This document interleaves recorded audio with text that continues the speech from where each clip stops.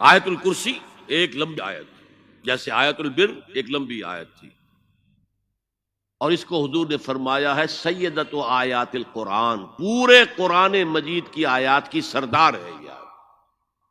اور یہ شرک فی صفات کے ضمن میں یہ شمشیر قاطع ہے، شمشیر برہان ہے۔ اللہ لا الہ الا ہو الحی القیوم، یہ وہی ہے قل هو اللہ احد اللہ الصمد الحی، اللہ زندہ ہے، لیکن اس کی زندگی کو اپنی زندگی پر قیاس نہ کرنا۔ تمہیں خوراک کی احتیاج ہے، اسے کوئی ضرورت نہیں۔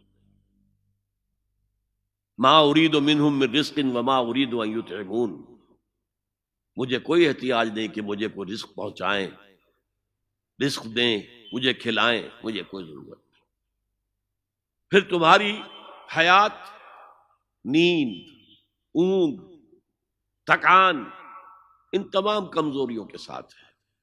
وہ الحی ہے، اپنی ذات میں خود زندہ ہے، حیات اس کی ذاتی ہے، کسی اور نے عطا نہیں کی ہے۔ ہماری تو مستعار ہے، عمر دراز مانگ کے لائے تھے 4 دن، 2 آرزو میں کٹ گئے، 2 انتظار میں۔ اور القیوم بقیہ پوری کائنات کے لیے وہی ہے، اس کو تھامے ہوئے ہے۔ لا تاخذہ سنۃ ولا نوم، الحی، حیات کامل، کہ اس کو نہ نیند آتی ہے نہ اونگ آتی ہے۔ لہ ما فی السماوات و ما فی الارض، آسمان اور زمین میں جو کچھ ہے اسی کی ملکیت ہے۔ تم کسٹوڈینز ہو، تم امین ہو، این امانت چند روزہ نزد ماست، در حقیقت مالک شے ہر شے خداست۔ یہاں تک کہ یہ میرا جسم بھی میرے پاس امانت ہے۔ میں کون ہوں؟ میری خودی، میری انا، میری روح جو پوزیس کرتی ہے اس بدن کو، لیکن یہ پوزیشن ملکیت کا نہیں ہے، امانت کا ہے۔ یہ امانت، یہ ہاتھ بھی امانت ہے، میری زبان بھی امانت ہے، میری آنکھیں بھی امانت ہے۔ من ذا الذی یشفع عندہ الا باذنہ، یہ یہاں پر انداز بڑا پرجلال کون ہے وہ جو شفاعت کر سکے اس کے دربار میں مگر اس کے اذن سے۔ کسی کا ذاتی، کسی کا زور، کسی کا اختیار نہیں ہے کہ جس کی بنا پر وہ شفاعت کرے، ہاں اللہ کے اذن سے۔ اور دوسری جگہ پر آتا ہے جس کے لیے وہ چاہے گا اور جس کو اجازت دے گا، جیسے کہ آتا ہے اما یتساءلون میں، یوم یقوم الروح والملائکۃ صفا، اور ان میں سے کوئی بھی بات نہیں کر سکے گا، کلام نہیں کر سکے گا، لا یتکلمون الا من اذن لہ الرحمن، سوائے اس کے جسے رحمان اجازت دے، وقال صوابا، اور صحیح بات کرے گا، کوئی غلط بات نہیں کرے گا۔ یعلم ما بین ایدیہم وما خلفہم ولا یحیطون بشیء من علمہ الا بما شاء، وہ تو جانتا ہے جو کچھ بھی ان کے سامنے ہے اور ان کے پیچھے ہے، اور یہ کوئی احاطہ نہیں کر سکتا مخلوقات میں سے، اس کے علم میں سے کسی کا بھی، سوائے اس کے جو وہ خود چاہے۔ یہاں بڑے ہی لطیف انداز میں شفاعت باطلہ کے تصور کی نفی ہو گئی۔ دیکھیے، آپ کہیں جا کر کسی مجسٹریٹ سے سفارش کرتے ہیں تو کیا کہتے ہیں؟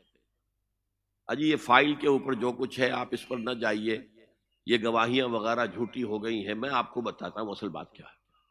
اللہ کے سامنے کوئی یہ کہہ سکے گا اے اللہ تیرے علم میں نہیں ہے، میرے علم میں ہے؟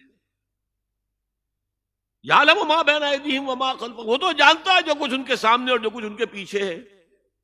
ولا یحیطون بشیء من علمہ الا بما شاء، اور ان میں سے کوئی بھی، جیسے کہ میں ابھی بتا چکا ہوں، بریلوی مکتب فکر بھی کہہ رہا ہے کہ اللہ کا دیا ہوا علم ہے، محمد رسول اللہ کا جتنا ہے، لا محدود نہیں ہے، محدود ہے، قدیم نہیں ہے، حادث ہے۔ تو جتنا اللہ چاہتا ہے، جس کے لیے جتنا چاہتا ہے، لیکن اس کے علم میں سے احاطہ نہیں کر سکتا کوئی مگر جو وہ چاہے۔ وسع کرسیہ السماوات والارض، اس کا اقتدار چھایا ہوا ہے، مستولی ہے، آسمانوں پر بھی اور زمین پر بھی۔ ولا یؤودہ حفظہما، اور اسے عاجز نہیں کر سکتی ان دونوں کی حفاظت۔ قیوم وہی ہے، صمد وہی ہے، لیکن اس سے کوئی تکان طاری نہیں ہوتی، عاجز نہیں ہوتا۔ یہ اصل میں نفی ہے جو تورات حافظے سے مرتب کی گئی تھی۔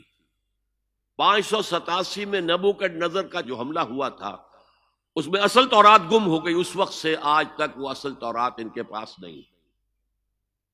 پیریڈ آف کیپٹیوٹی سے واپس آئے ہیں بیت المقدس میں سائرس کے لطف و کرم کی وجہ سے، ذوالقرنین کے لطف و کرم کی وجہ سے، پھر یادداشتوں سے لوگوں نے وہ تورات مرتب کی ہے، تو اس میں انسانی فکر شامل ہو گیا ہے۔